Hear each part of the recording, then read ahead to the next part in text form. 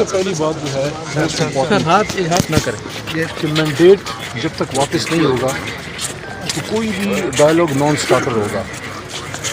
کل جو بلاول صاحب نے اسمبلی میں کوئی پارلیمنٹری کمیٹی کی بات کی ہے تو کیا اس میں انویسٹیگیشن کے لیے مسلم لیگ نون تیار ہوگی؟ کیونکہ ان کی 17 سیٹیں ہیں اور ہماری 178 ہے. میرے خیال میں ہمیں انصاف سپریم کورٹ سے ہی ملے گا، لیکن پارلیمنٹ کی بھی تو کوئی ڈیوٹی ہے. سب سے بڑے افسوس کی بات یہ ہے کہ اللہ کے 100 ناموں کے نیچے 100 سے زیادہ حلف ایسے لیے گئے جن کا فارم 45 اور فارم 47 ڈفرینٹ ہے. جو شخص وزیر اعظم بنا ہے وہ اپنی سیٹ ہار چکا ہے.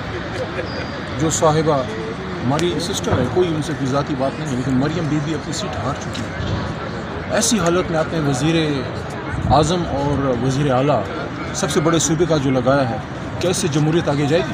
سر یہاں پہ ایک سوال پیدا ہو رہا ہے کہ پھر آپ جب تک مینڈیٹ نہیں ملے گا تب تک مذاکرات نہیں کریں گے، یا مینڈیٹ کو بھول کر بھی آپ مذاکرات یا مفاہمت کی طرف جائیں گے؟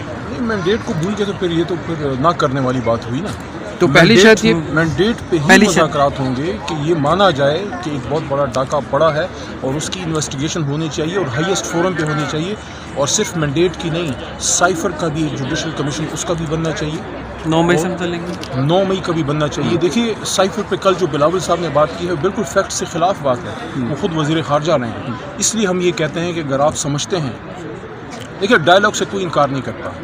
پالیٹکس میں ڈائلاگ ہوتی ہے، گفتگو ہوتی ہے، لیکن گفتگو کے TORs کیا ہیں؟ کیا یہ بات اگر ہوتی ہے کہ آپ بس اب بھول جائیں اور آگے چلیں اور اب ملک کی معیشت کی بات کریں، that is a naan starter. اگر آپ پہلا نقطہ یہ ہے کہ پہلے اس مینڈیٹ کی چوری ڈاکے کی انویسٹیگیشن ہو، اس کے بعد ملک کے کسی بھی معاملے پہ بات ہو سکتی ہے. جنہوں نے کرپشن کی ہے ان کے ساتھ بات نہیں ہو سکتی، تو اب یہ مفاہمت یا مذاکرات کس کے ساتھ ہوں گے؟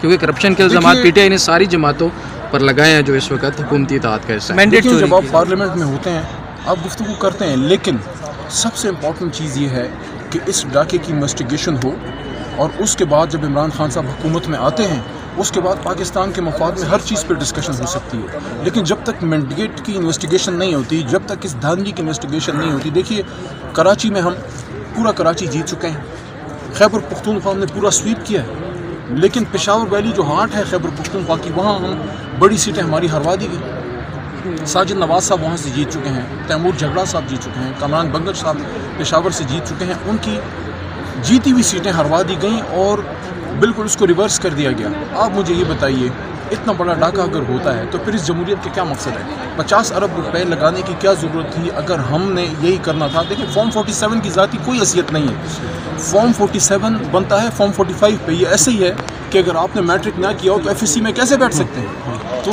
آپ نے جعلی فارم 47 بنائے. فارم 45 پہ تحریک انصاف جیتی ہے، 178 180 کے قریب ہماری سیٹیں بنتی ہیں.